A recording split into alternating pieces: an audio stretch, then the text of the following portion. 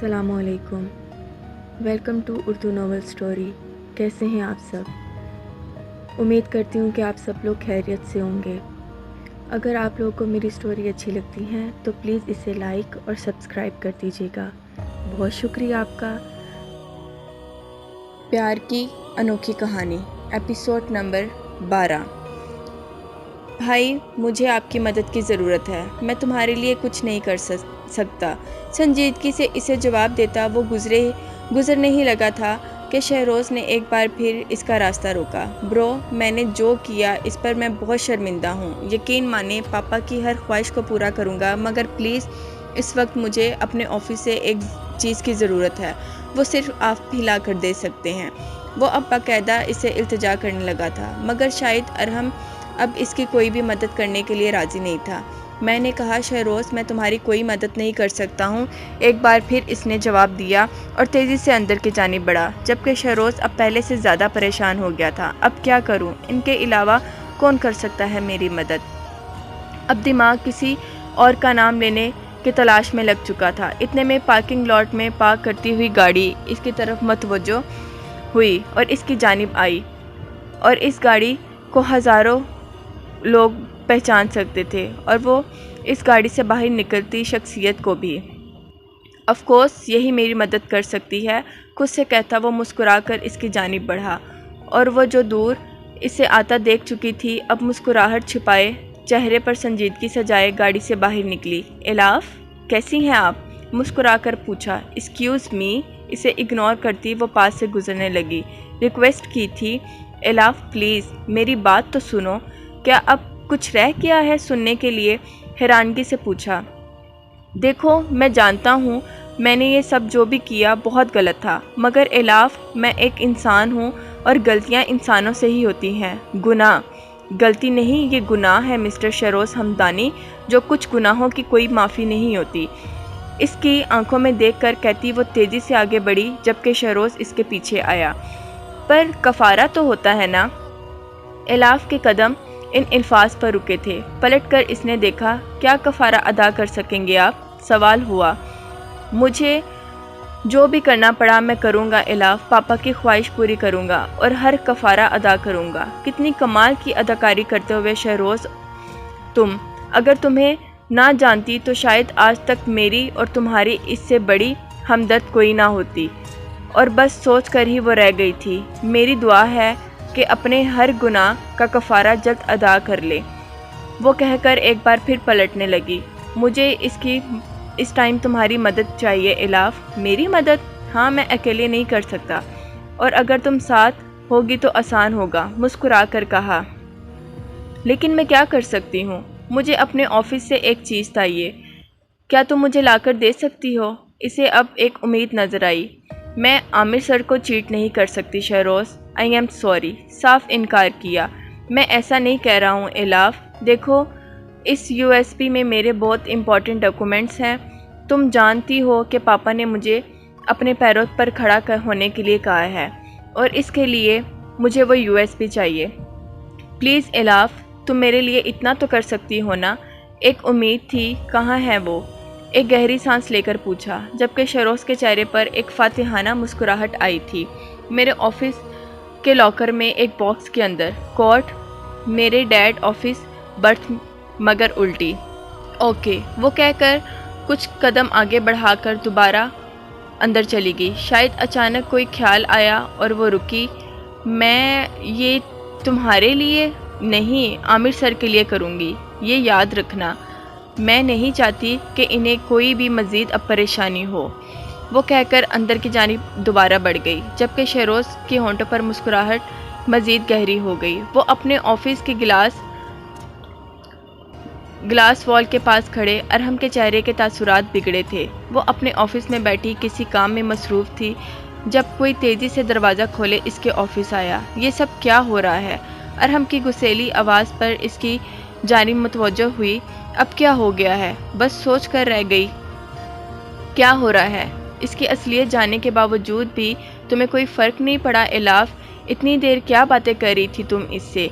वो अपने गुनाहों पर शर्मिंदा है और मेरे लिए ये बहुत अहम है। वो कोशिश करना चाहता है خود کو سدھارنے کی، اور جہاں تک بات اس سے باتیں کرنے کی ہے تو یہ آپ کا اس سے کوئی تعلق نہیں ہے، اور کس سے میں کیا باتیں کر رہی ہوں اس کا ٹاپک آپ کا ٹاپک نہیں ہے۔ وہ دوبارہ اپنے کام میں مصروف ہو چکی تھی۔ تم اس سے کوئی رابطہ نہیں رکھو گی، وہ اس قابل نہیں ہے الاف، مجھے ٹھیک لگے گا میں کروں گی۔ آپ کو میرے میٹرز میں انٹرفیئر کرنے کی کوئی ضرورت نہیں ہے، آپ کو میرے معاملات میں پڑھنے کی بھی کوئی ضرورت نہیں ہے، ناؤ پلیز۔ وہ کہہ کر ایک بار پھر دوبارہ اپنے کام میں مصروف ہو چکی تھی، جبکہ ارحم پیر پٹکتا باہر نکلا۔ اب اگر یہاں سے کچھ دور ساتھ طارق کے آفس کی جانب آؤ تو سارا اس کے سامنے بیٹھی اس کے جانب آتے کب اس کے فری ہونے کا انتظار کر رہی تھی، جبکہ وہ جانے کب سے اپنے کمپیوٹرز میں ٹائپ کر رہا تھا۔ بھائی، آپ نے شاید مجھے لنچ کے ساتھ کرنے کے لیے بلایا تھا، اس نے یاد دلانا ضروری سمجھا۔ آرڈر دے دیا ہے میں نے، لنچ آنے والا ہوگا، اس کی جانب دیکھے بنا کہا۔ اس نے تو اچھا ہے یہ آفس میں ہی لنچ کر لیتی ہوں، کم از کم اتنا بور تو نہیں ہونا پڑتا۔ 2 منٹ تک مزید کچھ کام کرنے کے بعد اس نے اپنا رخ سارا کی جانب موڑا جو اس سے گھور رہی تھی۔ مجھے تم سے کچھ بات کرنی ہے، اسی لیے تمہیں بلایا ہے اس بورنگ لنچ پر۔ Just a minute, next time آپ اپنے کام کرنے کے بعد مجھے لنچ پر بلائیے گا، منہ پھلا کر کہا۔ فکر مت کرو، نیکسٹ ٹائم ہم تینوں بہت فرصت میں لنچ کریں گے، مسکرا کر کہا۔ تینوں؟ ہاں، میں، تم اور ہمارا بہترین ڈیزائنر۔ غور سے اسے دیکھتے ہوئے مسکرا کر کہا۔ ڈیزائنر؟ ہاں، ایچ کا ڈیزائنر۔ واقعی بہت کمال تھا، اور کیونکہ ہمارے ریسٹورنٹ کا اس پر کافی کام ہو چکا ہے تو پھر میں چاہتا ہوں کہ ہم لوگ مل کر اچھا سا لنچ کریں۔ اسی بہانے میں اس سے مل بھی لوں گا، اور فیوچر کے لیے ہم اس سے پلانس بھی کر سکتے ہیں۔ اب سارا کو کچھ سمجھ نہیں آ رہا تھا کہ وہ اسے کیا جواب دے۔ کدھر پھنسا دیا تم نے مجھے الاف، اور اب الاف کو کوس رہی تھی، جبکہ ساتھ بہت غور سے اسے دیکھتے ہوئے اس کے جواب کا منتظر تھا۔ دروازے پر ہونے والی نوک نے اس کے مزید سوچنے کا موقع دیا۔ ورکر لنچ سرو کرنے آ چکا تھا، ایک بار پھر ساتھ اس کی جانب متوجہ ہوا۔ تو پھر کب کر رہے ہیں ہم لنچ؟ اس کی پلیٹ میں پاستا ڈالتے ہوئے کہا۔ بھائی، وہ لنچ تو نہیں ہو سکتا۔ کیوں نہیں ہو سکتا لنچ؟ اسے اسی جواب کا تو توقع تھی، کیونکہ وہ ایکچولی باہر کے ملک میں ہے۔ واہ سارا، کیا بات ہے تمہاری، اسے خود کو داد دی۔ تو کب تک آئیں گے؟ ابھی تو کچھ معلوم نہیں ہے، مگر تھوڑے لمبے عرصے کے لیے گئے ہیں۔ اچھا، تو کوئی بات نہیں، تم مجھے ان کا کانٹیکٹ نمبر دے دو، میں خود ان کا شکریہ ادا کرنا چاہتا ہوں، اور کوئی راستہ بھی نہیں چھوڑنا چاہتا ہوں شکریہ کرنے کا۔ بھائی، وہ تو نہیں ہے، میری ان سے میلز پر بات ہوتی ہے، آپ چاہیں تو انہیں میل کر سکتے ہیں۔ سارا نے بھی پوری تیاری کر لی تھی۔ ضرور، چلو لنچ کرو، میں تمہیں جانا بھی تو ہے۔ سارا نے کون سا سانس لیا، جبکہ ساتھ نے طارق کو شک میں یقین میں بدل چکا تھا۔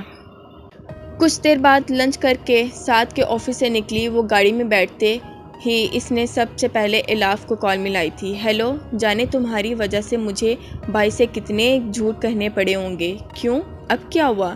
وہ تمہیں، میرا مطلب ہے ایچ کو لنچ پہ انوائٹ کرنا چاہتے ہیں، اور اس کے ساتھ فیوچر ڈیٹیلز بھی۔ تو تم نے کیا کہا؟ آف کورس میں نے بات ٹال دی، مگر جانے کیوں اس طرح اچانک بھائی کا اسپیشلی مجھے آفس میں بلا کر بات کرنا بہت عجیب لگا۔ اسے اب کچھ گڑبڑ لگ رہی تھی۔ عجیب تو ہے، لیکن انہیں شک تو نہیں ہو گیا؟ نہیں، ایسا تو نہیں ہو سکتا، وہ تو تمہیں جانتے ہی نہیں سارا۔ کوئی یقین تھا اس بات کا، یا پھر خوش فہمی؟ ٹھیک ہے، پھر مجھے میٹنگ میں جانا ہے، میں بات کرتی ہوں پھر، الاف نے کہہ کر کال کٹ کر دی۔ جبکہ سارا جواب گاڑی سٹارٹ کرنے ہی لگی تھی، اچانک کسی نے اس کو حیران کر دیا۔ ہمدانی انٹیریئرز کی جانب واپس آؤ تو یہاں عامر ہمدانی، جن کے دائیں جانب الاف اور بائیں جانب ارحم بیٹھا تھا، اس کے علاوہ مینیجر اور مزید کے آفس ورکر اپنی اپنی جگہ نئے بیٹھے اپنے پروجیکٹ کی بات کر رہے تھے۔ جیسا کہ آپ سب جانتے ہیں کہ اب اس کمپنی میں ارحم کے حوالے میں نے کر دی ہے۔ آج سے ارحم میری جگہ اس کمپنی کو سنبھالیں گے۔ پچھلے دنوں میں ہونے والے حادثات کی وجہ سے ہم نے لاکھوں نقصان کا سامنا کیا ہے، جس سے پورا کا پورا کام ہمارا خراب ہو چکا ہے۔ ارحم، مس الاف اور ہمارے مینیجر۔ مجھے یقین ہے کہ یہ تینوں مل کر اپنی کمپنی کھوئی ہوئی عزت واپس لائیں گے۔ خوشی کی بات یہ ہے کہ ہمارے پاس ایک نیا پروجیکٹ آیا ہے۔ ویسے یہ پچھلے پروجیکٹ کی طرح بڑا فائدہ مند تو نہیں، مگر ہمیں اچھا کام کر کے دکھانا ہے۔ اس پروجیکٹ کو باقی کے ڈیٹیلز آپ کو مسٹر ارحم دیں گے۔ اور اسی کے ساتھ ارحم اپنی جگہ پر کھڑا ہوا، جبکہ سب کی توجہ اب اس کی جانب تھی۔ اوکے، تو یہ کچھ چیزیں ہیں، اس کی ڈیٹیلز مینیجر دیں گے۔ کچھ دیر بعد وہ کہہ کر اپنی جگہ سے اٹھا اور نظر سامنے الاف کی جانب گئی، جو بار بار اپنے سر پر ہاتھ رکھ رہی تھی۔ Are you okay? اس نے پوچھنے پر ایک دفعہ نظریں الاف کی جانب اٹھی تھی۔ یس، بس تھوڑا سا سر میں درد ہے۔ تو آپ جا کر تھوڑا ریسٹ کر لیں مس الاف، میٹنگ کی ڈیٹیلز میں آپ کو بعد میں ارحم دے دے گا۔ عامر ہمدانی نے فکر مندی سے کہا۔ Thank you sir. اب وہ اپنی فائلز اٹھا کر میٹنگ روم سے باہر نکلی تھی، مگر آفس میں جانے کے بجائے وہ شہروز کے آفس میں جواب عامر ہمدانی کا استعمال کر رہے تھے۔ میں گئی، اندر آتے ساتھ دروازہ لاک کیا اور اب اس کا رخ لاکر کی جانب تھا، جو کہ بک شیلفز کے پیچھے بنا تھا۔ بک شیلفز کو تھوڑا سا کھسکا کر دونوں گھٹنے زمین پر لاک کے نیچے بیٹھی۔ اب وہ کچھ ٹٹول رہی تھی، ساتھ ہی بار بار دروازے کی جانب دیکھتی۔ کوٹ ڈالنے کے بعد اس نے لاکر کھولا، اندر سے کچھ اہم کاغذات اور پیپر رکھے تھے۔ فائل دائیں جانب کرتے ہوئے ایک چھوٹا سا باکس نظر آ رہا تھا۔ اس نے باکس باہر نکالا اور پھر اس دروازے کی جانب بڑھی، جواب بھی بند تھا۔ باکس میں کچھ چیزیں کے ساتھ رکھے نیلے رنگ کی یو ایس بی بھی رکھی تھی۔ جلدی اسے نکال کر باکس واپس اپنی جگہ پر رکھا اور لاکر بند کر کے فوراً کھڑی ہوئی۔ دروازے سے باہر کچھ آوازوں پر اس کے ہاتھوں میں تیزی آئی، دل دھڑکنے جانے ڈر سے کانپ رہا تھا۔ بک شیلف کو واپس رکھ کر اس نے اپنی جگہ سے وہ جلدی سے فائل اٹھا کر دروازے کی جانب بڑھی، کان لگا کر باہر سے آنے والی آوازوں کو سنا، مگر اب کوئی آواز نہیں آ رہی تھی، یعنی میٹنگ روم میں میٹنگ اب ختم ہو چکی تھی۔ جلدی سے دروازہ کھولا، وہ باہر آئی اور اپنے آفس کی جانب بڑھی۔ میرے لیے ایک کافی بھجوا دینا پلیز، سیکرٹری سے کہتی وہ اپنے آفس کی جانب آئی اور گہری سانس لی۔ مجھے یقین ہے کہ میری محنت ضائع نہیں جائے گی۔ کچھ تو ہے اس میں، کچھ ایسا جو میرے دل میں تمہاری نفرت مزید بڑھا دے گا۔ یو ایس بی کو دیکھتے ہوئے اس نے کہا، یہ جانے بغیر کہ ایک یو ایس بی شہروز سے نفرت کے انتہاؤں سے آگے کو لے جائے گی، تم یہ کیا بدتمیزی ہے؟ اس نے ایک ساتھ بیٹھے اس شخص نے حیران سے پوچھا۔ اس کی اتنی ہمت؟ ارے میں نے تو کون سی بدتمیزی کر دی ہے، بلکہ میں تو یقین مانے بہت عزت کرتا ہوں آپ کی۔ اور یہ آیا معصوم ہادی کا جواب۔ باہر نکلو، انگلی سے باہر نکلنے کا اشارہ کیا۔ اتنی گرمی میں تم مجھے اپنی اے سی والی گاڑی سے باہر نکالنے کے لیے کہہ رہی ہو؟ ایسا ظلم مت کرو، مظلومانہ انداز میں اس نے کہا۔ خبردار جو تم نے مجھے یہ کہا، نکلو میری گاڑی سے۔ اسے اس شخص پر اب واقعی بے انتہا غصہ آنے لگا تھا۔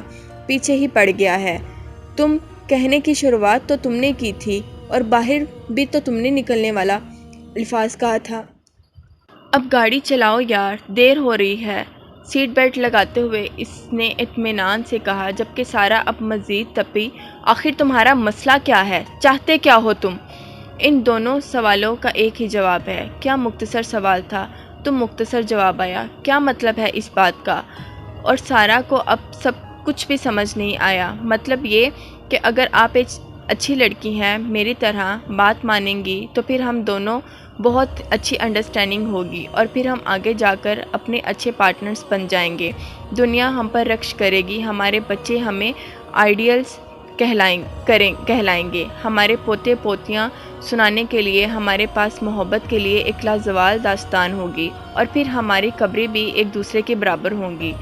واہ، what? Are you blind? Are you crazy?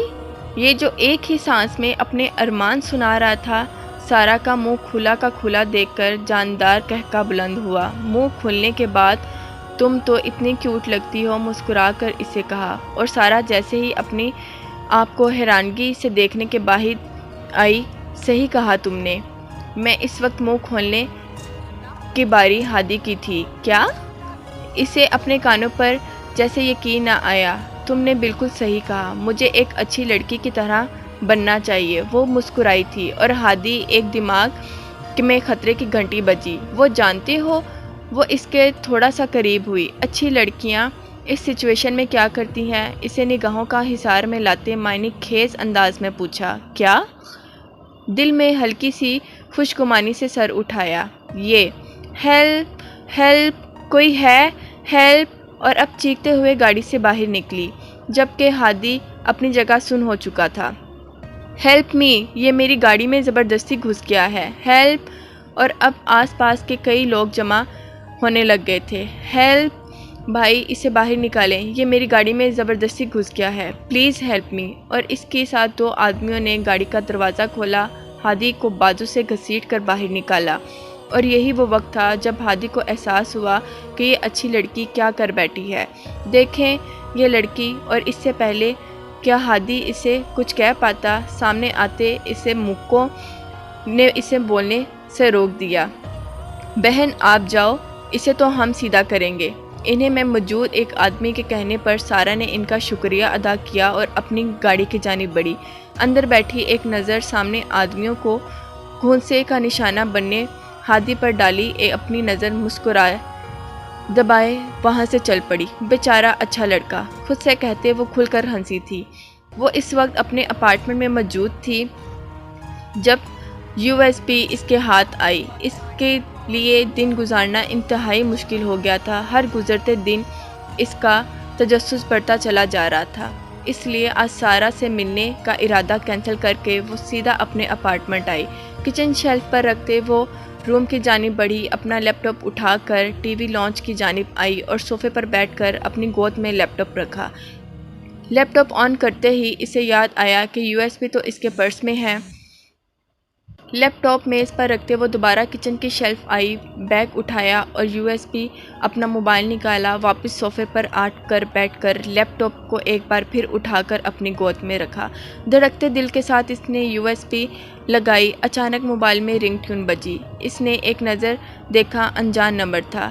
اس وقت کسی بھی انجان نمبر سے زیادہ ضروری یو ایس بی تھی۔ موبائل کی ٹیون کو اگنور کرتے اس نے فولڈر اوپن کیا اور کئی ساری فائلز تھی، کچھ ڈاکومنٹیشن، کچھ پرانی تصاویر، اور پھر انہیں کے بیچ ایک فولڈر اس کے ہاتھ چلتے روکے۔ وانیہ! کپ کپاتے ہونٹوں سے اس کے نام فولڈر کا نام پڑھا۔